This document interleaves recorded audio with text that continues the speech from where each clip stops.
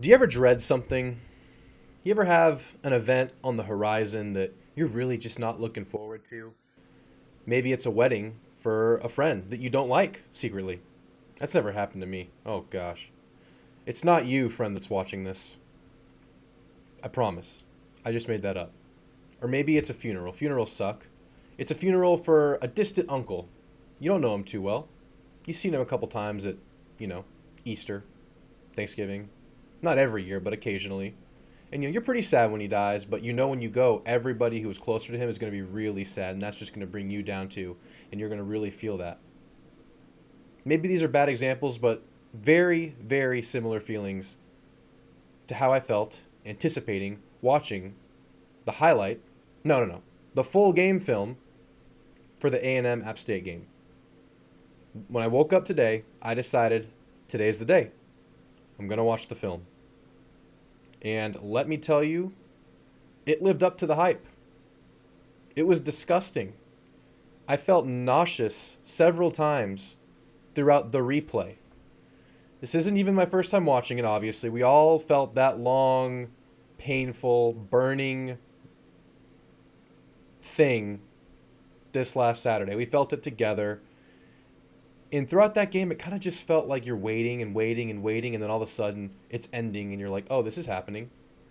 But let's not talk about that. I want to talk about some of the nitty gritty of the game, things that need to change, things we should be alarmed by, things we should be encouraged by, and just what is Jimbo Fisher talking about? You know, he's had a couple of interviews since the game. What is he talking about? So, the game. It was a time of possession story. I think it was 38 plays to 81 plays, obviously to their advantage. So Jimbo Fisher, he has this thing that he says during interviews when the offense plays poorly. And it's, he took a turn, he took a turn. You know, everyone just took a turn making mistakes. Mistakes here, you know, he took a turn, he took a turn. And I feel like that's just, I've always felt like that was just kind of coach speak.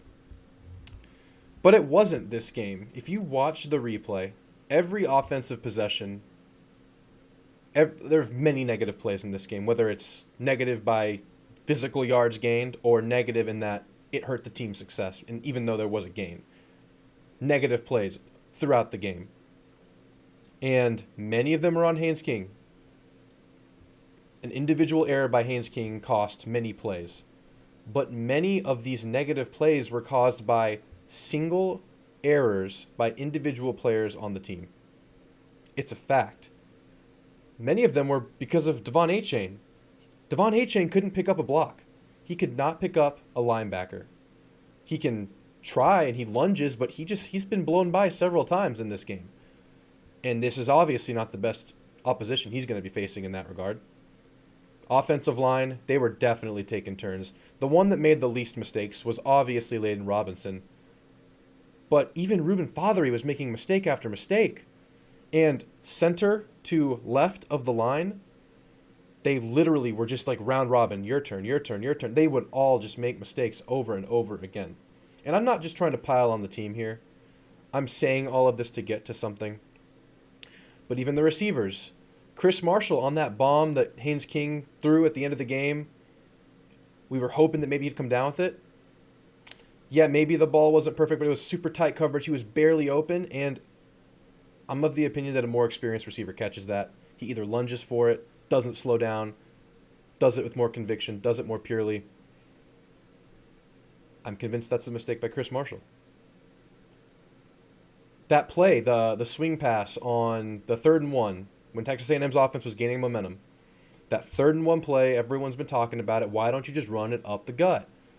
Well, to defend the play calling, although I'm not totally drawing a line here and standing on a certain side of it, to defend the play calling, they were backed off on those two receivers, and the play was there. Anias' man was far off of him, and it was 3rd and 1. He was the long side of the field, and Chase Lane ran the wrong route.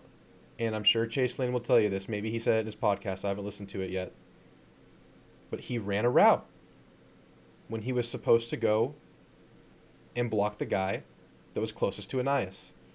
And if he gets even a touch on that guy, Anias is getting a huge gain on that play. And if it's me, yes, I'm stacking it up. I'm running it up the gut. But I see where the play calling is there, and it was another mistake. That time by Chase Lane. Evan Stewart obviously got a little careless with ball security and dropped it, even though he had a great game, runs great routes. He had a mistake there. It was mistake after mistake after mistake, probably for over half of those measly 38 plays. It was a comedy of errors. It was error after error after error. A lot of talk about Jimbo's scheme lately. It was quite vanilla. You know, he spreads it out, occasionally runs one tight end, almost zero motion, pretty much zero eye violation stuff, no deception, no motion, nothing like that. And maybe that's just Jimbo, but we saw a little bit of that stuff versus Alabama last year when he called his best offensive play, his best offensive game of his Texas A&M career. Why didn't we see any of that versus App State? And I'm circling this all back. Yes, every player made individual mistakes. It's a bunch of young athletes. What do you expect? Well, some teams play well. Some teams don't make mistakes versus these, non-Power 5 opponents versus the subpar category. App State's not subpar. But, the perception-wise, the G5 schools. Some teams go play mistake-free. Some teams play clean games against them. You can't just use that excuse that A&M's young. So, Jimbo Fisher's play calling. Why was it so vanilla? Is he holding back for Miami? Because if he's holding back plays against App State, in hindsight is 2020. But if you're holding back plays, holding back parts of your playbook against App State, that is an egregious error. Because this is what App State does. App State is a really good program that is known to scare or even beat top-tier programs. Top tier is a kind of loose term. Upper echelon programs. So why hold back? That's my first question. It looks like you're holding back because we've seen more from you, and maybe this year's scheme is different than what we've seen before. But it was quite bland. But then again, there were opportunities within this bland offense. Why were there so many mistakes? Why were there so many errors? That is also on coaching, in my opinion. I'm of the opinion that this offense, this team, the defense as well, although to a lesser extent the defense, but this team was not locked in to the level that you have to be locked in to compete against 95% of opponents out there these days. Because, the Sun Belt went off this last weekend. These lesser teams are picking up more talent, bigger, faster, better, stronger. There are more athletes permeating the college battleground now.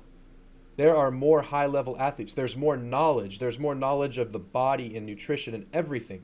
More knowledge of the game. More resources than ever. YouTube, Google, everything. More coaches than ever. More online coaches than ever. These lesser schools should not be scoffed at.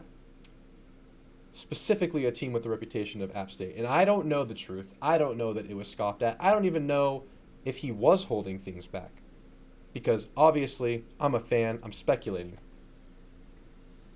But if you look at what he has done before, he has held stuff back before the big games. Think about the slow starts last year. Think about the slow start in 2020. Vandy was an awful game, and they held back, I guess. I don't know. I really don't know. But then they got destroyed by Bama the next week. Then last year, Kent State, kind of a sloppy offensive game. And then Colorado was... That game didn't have a pulse offensively. If that thing didn't have a pulse, this game was a zombie offensively. This thing was like reverse dead. It was like, what's further than dead? Zombie. Talking about the App State game.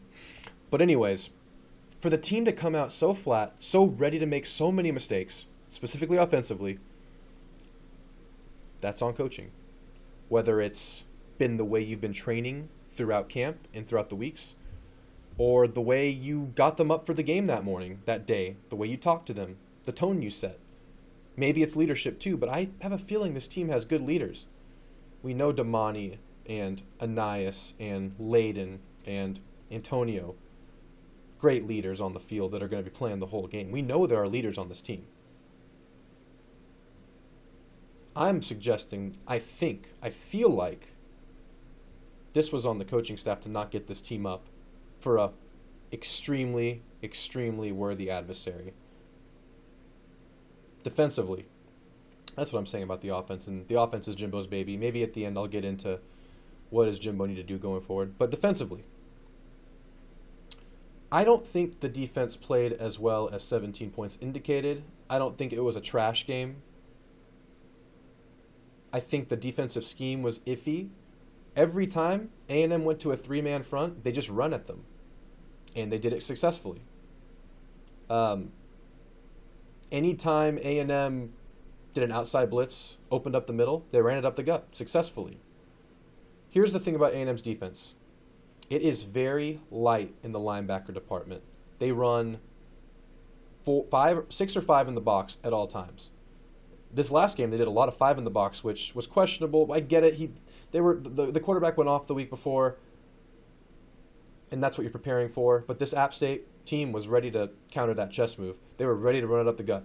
And even if even if App State was bringing in the tight end, a fullback, an extra blocker, at times before they adjusted, A&M was still doing 5 in the box, which I thought was a mistake. You adjust on the fly a little bit quicker there. I don't know if 3 on the line, 2 linebackers is the best course of action with the amount of talent Texas A&M has on the defensive line. I don't know why you even start the game like that when you have absolute monsters on the defensive line. We didn't see as deep a rotation at all this game, which was interesting. There was not much Eni White. There was way less Anthony Lucas. We saw quite a bit of Shamar Turner.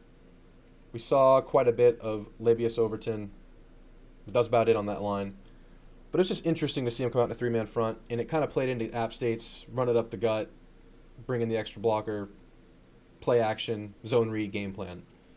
And then when they did bring that 4th guy in, yes, it helped a little bit, but I saw a lot of subpar linebacker play, and the fact that a lot of those corners were playing so close to the box, kind of as like a pseudo third linebacker, those guys were getting driven back by their 225-pound, old as hell for a college player running back. I'm pretty sure he's old. I know that whole team is old.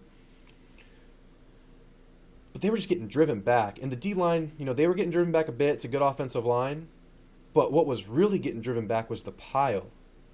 Peoples was really pushing that pile forward over and over again, and they were just creeping forward, and they were able to extend drives. They were able to do that on 3rd and medium. They were able to do that on 4th down, and the drives just kept extending. They couldn't get the running back on the ground.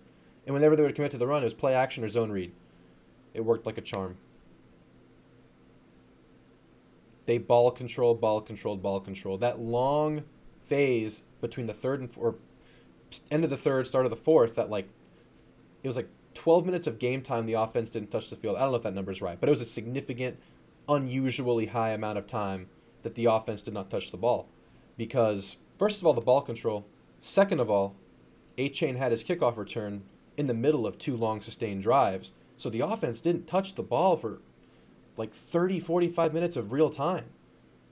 So they come back in and they're cold. They get a little bit of stuff going. They get to the field goal, and Caden Davis misses it. I mean, what can you say? He shouldn't be in that position anyways. You wish he would have made it, but you can't blame him. A&M shouldn't be in that position to start with. So it was a comedy of errors on offense over and over.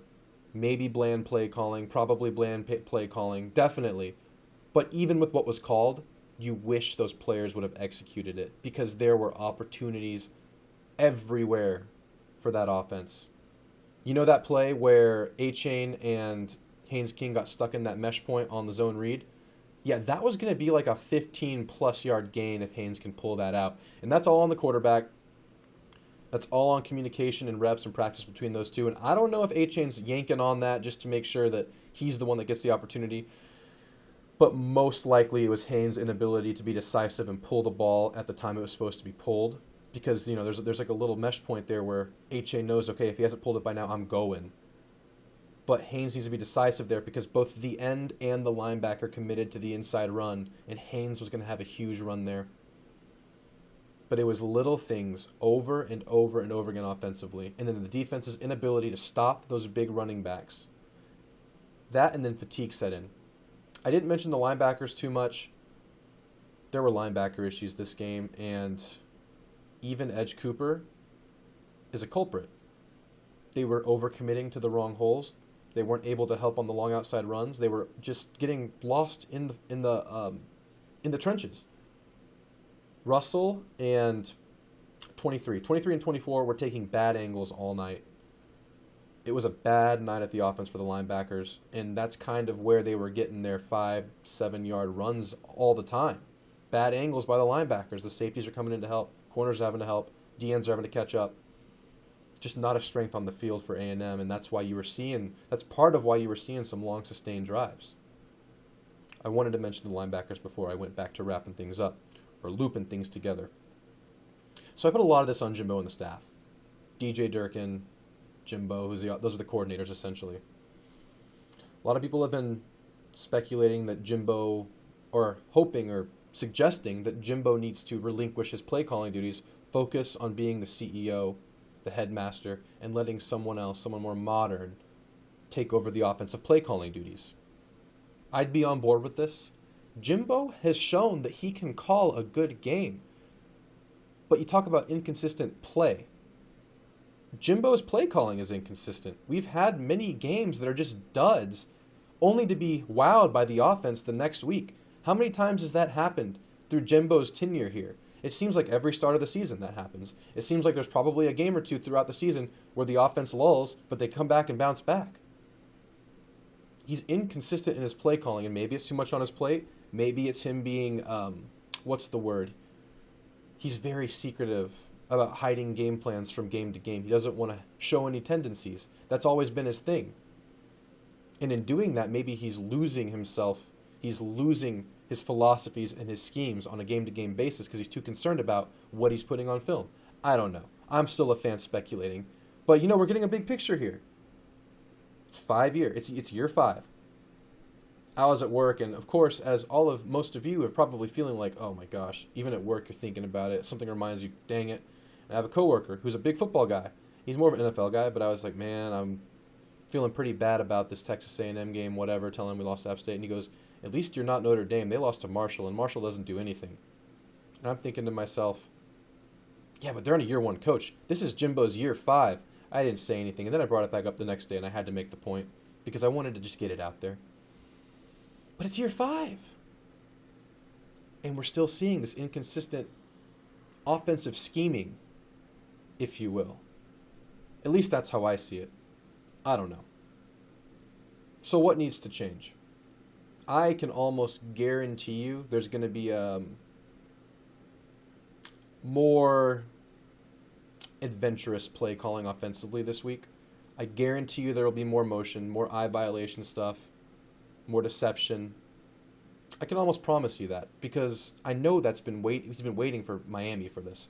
Let's watch. Let's see if that happens. Maybe I'm wrong. Maybe he's just going straight up, just doing his 4 wide, letting him sit and then go get open, or doing his one tight end thing and make a hole. Maybe that's all he's doing. It's pretty interesting that we've only seen one running back. Jimbo was pretty successful in using multi-running back the last few years with A-Chain and Spiller. I guess there's no true number 2, and he wants to do it Travion Williams style. It worked out pretty well at the time. And A-Chain's probably better than him, but maybe not in the blocking world. But anyway, look for that. Look for more colorful play calling this week, but I don't want him to let up on that. I mean, stop hiding stuff. It's App State. You should have just gone for it. You should have done everything you could in your power to put these playmakers in positions to do things easily.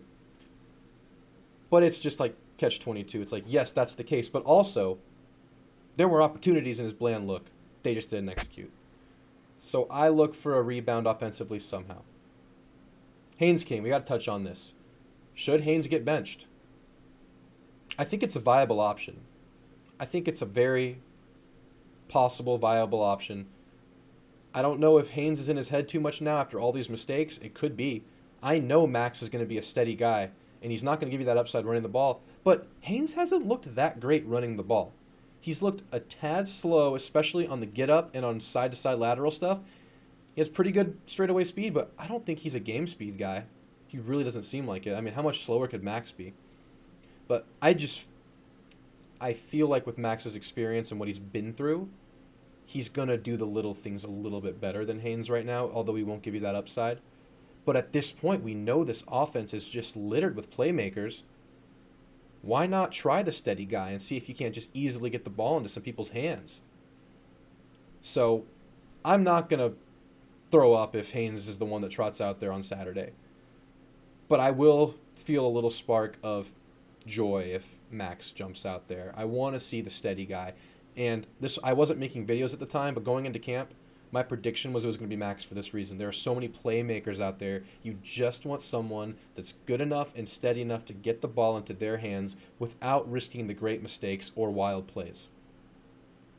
And I'll say it again, everybody made mistakes this last game. They took turns. But Haynes King made the most mistakes. He did. It's a lot of pressure to be that guy. But he did make the most mistakes on that stage. So look out for the quarterback. Obviously, everyone's going to be looking forward to that.